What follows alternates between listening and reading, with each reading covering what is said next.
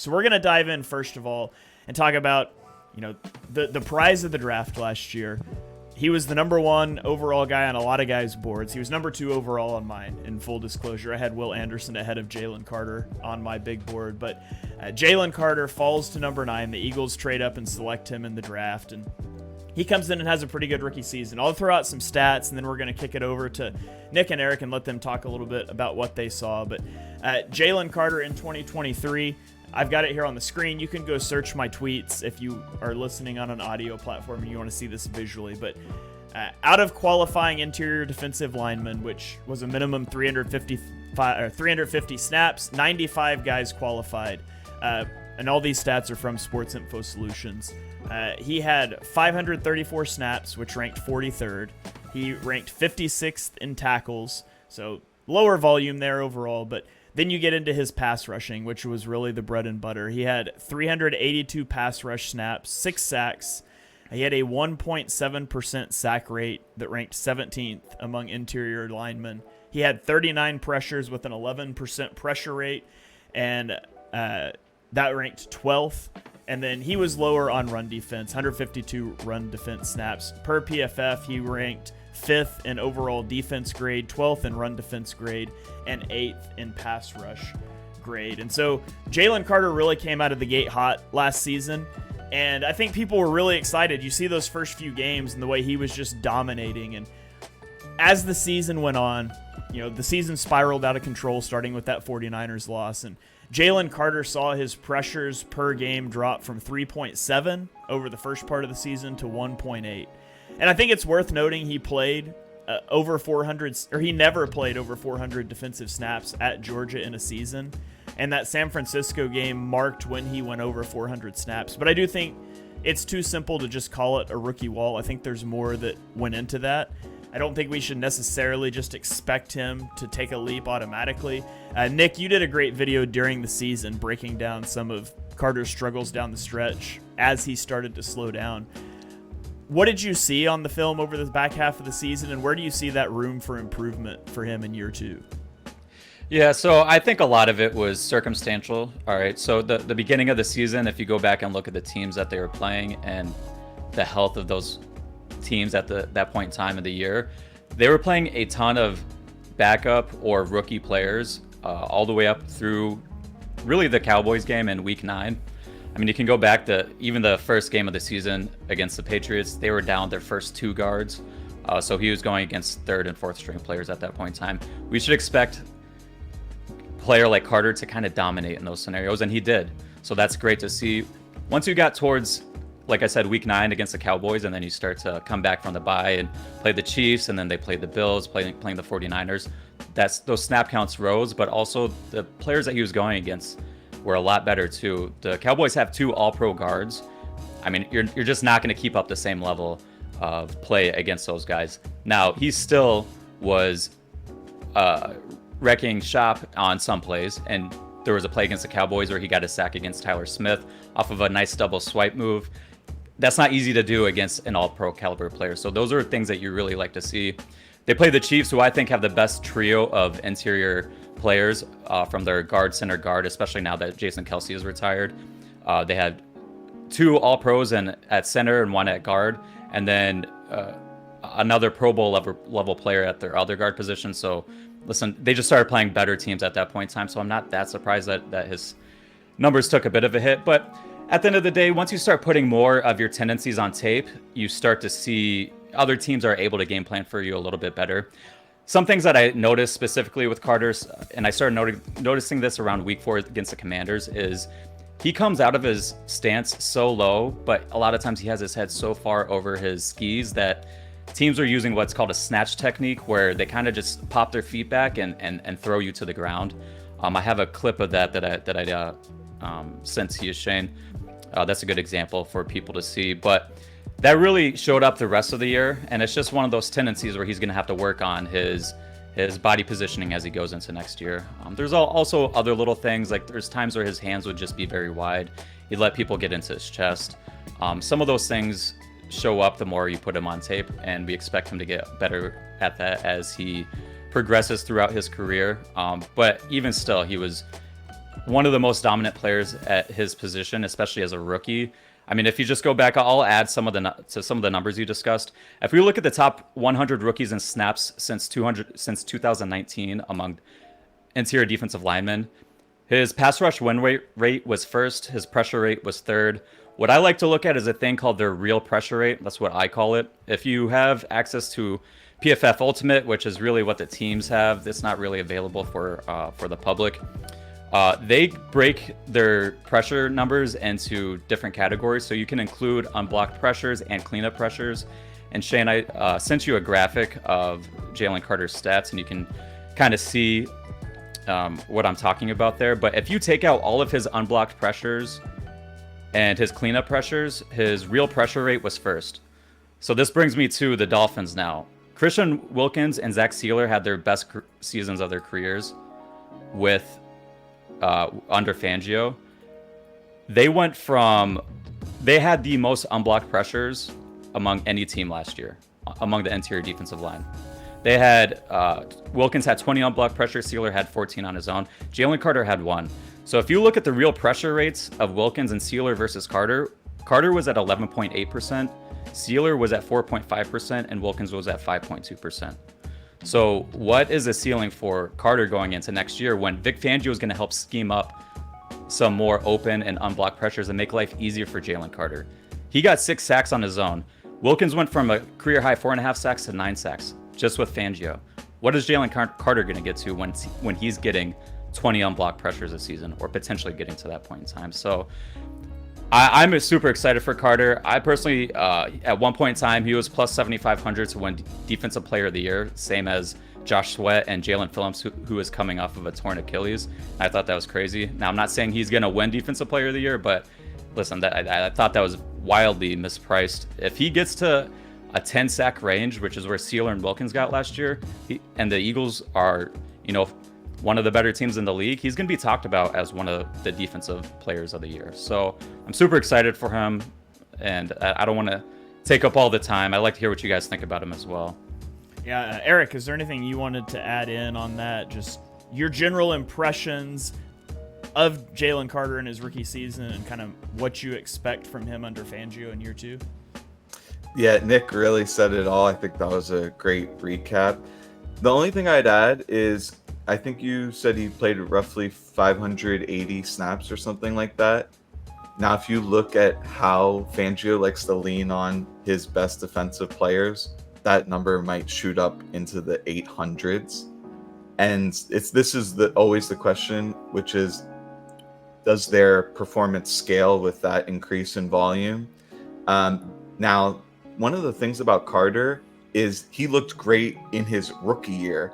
You look at the best defensive tackles around the NFL, they don't generally hit their stride to like year 3 or 4. So he's way ahead of the curve. So, maybe he loses a little bit of juice in the pass rush situations, because if you look at, you put his splits up there, he was kind of biasing his snaps towards more passing downs. But like Nick mentioned, with all of those schemed unblocked pressures, with those little stunts that they run on the inside, that could do wonders for his production. So, when I scouted him, I was like, man, this guy's like the best defensive tackle I've ever watched. The only thing I overlooked in scouting him is that he didn't play that many snaps, despite being one of the best players in all of college. So you're always going to look a little bit better when you're always fresh with the Georgia rotation. And this is why Fangio kind of was harping on, let's make sure these guys are in great conditioning. That's going to be the difference maker, throughout the season. You guys have both mentioned the way that Fangio schemes up some of these unblocked pressures. And Nick, you sent me a clip, and I want to let you guys walk our viewers through it. And then Jonny, I'll throw it to you too. But walk me through this rep against the Titans and how you think Vic Fangio could build a pass rush plan for Jalen Carter using similar ideas and stunts here. Yeah, so let's go to the tight view so we can see the defensive linemen here. So what's going to happen a lot, and it happened a lot last year, is teams were really trying to put 2 bodies on Carter. And the same thing was happening with the Dolphins. A a lot of times, especially on third downs, they're going to try and slide their protection over to Wilkins if they can, as long as the Dolphins aren't presenting them a look where they need to slide their line to to a potential blitzer or something like that. But what the Dolphins were doing a lot were running this nose tackle pick stunt. It was essentially a read stunt. So what happens is the center is going to work with the guard towards Wilkins. And when they read that, both of those defensive tackles are reading the center.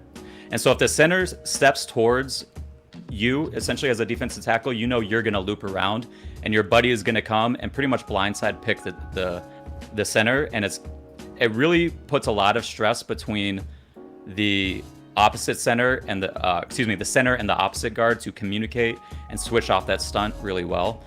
But it's just it's a difficult thing to pass off, especially if you're not expecting it. But it's going to be one of those automatic reads where if the line's sliding to Jalen Carter, well, he's getting a pick set for him to come around looping free. And the thing with these plays is you need certain types of body types or certain types of athletic profiles to run these stunts. If you ask Jordan Davis to be the guy that's looping a lot, he's not going to be as successful as Jalen Carter. Jalen Carter's movement skills for the position and his size are incredible. It's amazing. He moves like a guy that's 20 to 30 pounds lighter.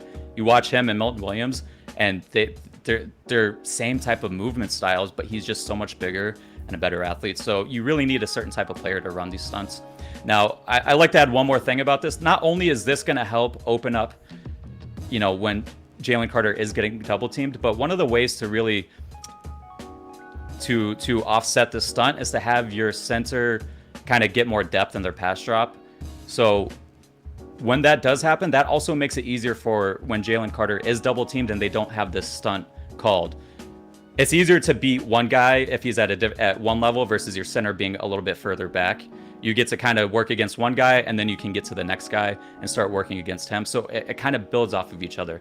You're kind of forcing the center to get more depth in his pass drop because of that stunt that you're constantly running, which in turn helps you when you're not running that stunt and he's getting doubled anyways. It helps make Jalen Carter's life a little bit easier. And I think this is something that we're going to see a lot of. I really think last year their best pass rusher was Hassan Reddick, and they built a lot of their exotic pressures or their stunts around Reddick. Well, now that Reddick's gone, this really opens up a path for Carter to have the pass rush built around him, and I think it's going to take his game to the next level. All right, so interesting stuff there. Some things that you could maybe see schematically from Vic Fangio moving forward. Jonny, you and I have talked about Jalen Carter a little bit more. Now, hold on just a second. Eric, did you have something you wanted to throw in there? Just to add real quick, I think a lot of times you're going to see those stunts on more obvious passing downs because it can screw up your run fits. And one of the things we talked about is who is the best pass rush partner on third downs with Carter. And I actually think that play you just showed there, it would be great to pair Brandon Graham with him because he does have the ability to pass rush, but also has like the pop in his hands where he can drive the center sideways and open up room for Carter. So. All right. And let's also jump. I sent you a clip of Sealer running the stunt too, because this play not only helps Wilkins, it was mainly run for Wilkins, but it also can help free up the guy setting the pick if you don't switch it off right. So if we look at the tight view on this play, again, we're going to see the same thing. The line is going to slide, the center is going to slide and work towards Wilkins. But watch what happens on this exchange. Sealer comes free, and that's why Sealer had 14 unblocked pressures last season, is just because of this play. Now, sometimes the pick does get set for, because it's a read stunt, the pick does get set for Sealer, but more often than not, the line was sliding to Wilkins. So it was Wilkins that was the one that benefited specifically, but you can also benefit in an indirect way if you are the guy setting the pick. And I think, like you mentioned, Brandon Graham's a good guy that could do that. I think Milton Williams could also fit in well with his athletic style, his profile, to be able to run those stunts as well. And you got to be a good teammate to run this stunt. You can't be selfish doing that. Yeah, that's one thing that we'll never have to worry about with Brandon Graham. So I would love to see Brandon Graham go out on another one of those double-digit sack years. I was so happy for him when he finally got over the hump and got the double digits a couple years ago. I doubt that's going to happen, but I'd love to see Graham, hitting the quarterback a few times over this next season. Jonny, you and I have spoken about Jalen Carter, on and off the air, but from the things Nick and Eric are talking about, what have you seen that we haven't mentioned so far? Do you agree or disagree with kind of their stuff? I guess I'll give you the floor here to talk a little bit about Carter and your thoughts on him moving forward. Yeah, to be honest, you can't really disagree, can you, with loving Jalen Carter? I'm a little bit similar to Eric, so I didn't watch Carter that much pre-draft because I just assumed the Eagles had no chance of getting him. And then I kicked myself when they drafted him. So I went back and watched him mainly after they drafted him, and I've done this for a while, and he was the second best defensive tackle I ever scouted, the best being Aaron Donald. Like, Aaron Donald was always my favorite player in that draft class because he jumps off the screen. I think people forget, Carter weighed in about 313 or something at the combine. Like, he's a big guy. I think at his pro day, there was talks about his weight going up as well, if I remember last offseason. I'm sure he was about 320 by his pro day. Yeah, if you watch him, he wins with, like, gap-shifting quickness. Like, that's his game. Like, he jumps through gaps like a guy who weighs 290. And to be that quick at 310, 320, however big he is, like, just as an overall player, Nick mentioned this, and I don't really talk in, like, hyperbole too much, but I think he could be the best defensive player in a couple of years. Like, I do think he has that level of potential. He's the only current Eagles defensive player who has that potential. There's not really anything he can't do. Like, he can anchor against double teams. He's big enough. His hand usage is really good. He hasn't just got one pass rush that he consistently goes to. His power to finish, like his burst in run defense as well. Like, he's pretty much a complete player as a rookie. Now, obviously, he's got a lot to learn because he's a rookie playing a very difficult position, and he's going to lose a few reps here and there. But in terms of like overall potential, like without sounding too like optimistic, it is as sky high as it can possibly be. I think for him, it's going to come down to off-the-field concerns and weight gain and conditioning, and can he handle, as Eric mentioned, the volume of stats from a pure like talent level. There's not really anything negative I can say. I think Nick showed a little bit more of the technical stuff of his rep where he falls forward as well, and I do wonder stuff like that, how much that comes down to concentration, focus in the meeting rooms, focus during the week, and again, that horrible work conditioning we mentioned a lot with Jordan Davis, because he's going to play a lot next year. But I don't really have anything else to add. Like, I do genuinely think out of all the Eagles players, I'm most confident on succeeding long term. He is number one by a mile, and I've sort of been in love with him as a player ever since I scouted him pre-draft, to be honest with you. The biggest question I still have about Jalen Carter, and it was the biggest weakness I listed for him pre-draft, the biggest concern, other than the off-the-field stuff that, I'm just not in a position to know about, so can't speak on. But the biggest thing that I was concerned about with him coming out was that I thought he was overly reliant on like club moves. I wrote in my scouting report, overly reliant on inside club/swim moves, needs to develop more moves and refine his hand placement. And to me, looking at him and a lot of his reps, especially down the stretch, that's still what I think the biggest thing that he needs to do is he needs to build out that pass rush plan.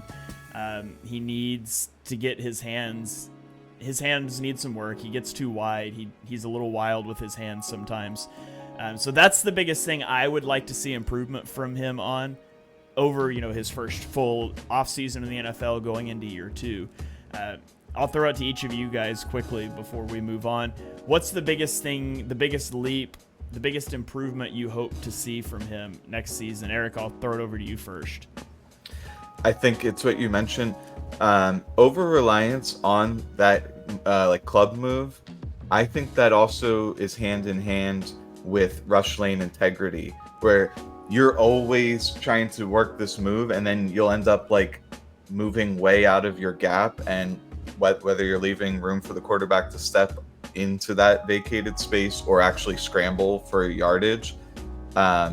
This was a problem for the whole defensive line last year, where, people just use the buzzword freelancing, but, the way it actually unfolds is they're just desperately trying to like beat their guy rather than like collapse the pocket, and it works against each other. So I agree with you, if he gets a little bit more diverse pass rush repertoire, then he won't be moved out of the space as often. All right, Nick, what about you? What's your biggest hope for improvement? Yeah, that's Eric pretty much stole what I was gonna say. Is rush lane integrity. He would have fell into a few more sacks if he just had better rush lane integrity. 2 of his sacks, his first sack ever, good rush lane integrity. The quarterback gets pushed into him and he just falls into a sack. One of his sacks against the Rams was very similar. There's actually 2 clips I wanted to show about exactly what you guys are talking about, and it kind of goes to your point, Shane, about what you were talking with his inside club move. There's a play against the 49ers against Brock Purdy where he just he throws his inside club, but here he is as lined up as a 3 tech over here. He continues to try and work that inside club again after it's already been caught, right? At a certain point in time, you need to convert to power, just collapse the pocket. If he had done that, Reddick would have forced Purdy up into his arms. He would have fell into a sack, or at least made this a much tougher play for Purdy overall. The next play I wanted to look at is a play against the Dolphins. It was actually Nolan Smith's unblocked sack. And it was one of Vic Fangio's base plays that he likes to run. Desai ran this a few times last year as well. For people unfamiliar, Desai coached under Fangio for 4 seasons. So we again see Carter. Carter's supposed to be coming across the opposite face of the center right here, but he instead tries to club back outside for some reason, and he clubs into the path of where the blitz is coming. Now, luckily, the line slid the other way, so Nolan Smith came unblocked. But you can see if that didn't happen, he would have allowed a huge rush lane for the quarterback right there to step up into. It's little stuff like that, just being better with those little details, I think is just going to help improve his game and his numbers right there. All right, Johnny, anything you want to add on to that? What's your biggest hope for Jordan Davis, for Jalen Carter taking that leap in year 2? No, if I'm honest. The stuff that Nick mentioned in true podcast fashion of stealing each other, I was going to mention the rush lane integrity. But that was also not just a problem for Carter. And I sort of hinted at that when I said about it's going to be what he does in the meeting room and conditioning wise. I think that's the kind of thing I'm on about, like how serious does he take the game? Because body type wise, athletic profile wise, like it's there. So yeah, I'll leave it there before we go for 3 hours on Jalen Carter. But the film is extremely promising. So if anyone wondering, in summary, I think we all agree that the potential is absolutely sky high. All right, yeah. Johnny, we need to get some guests on that don't watch the film so we can disagree with them every once in a while and stop stealing what each other's going to say, I guess. So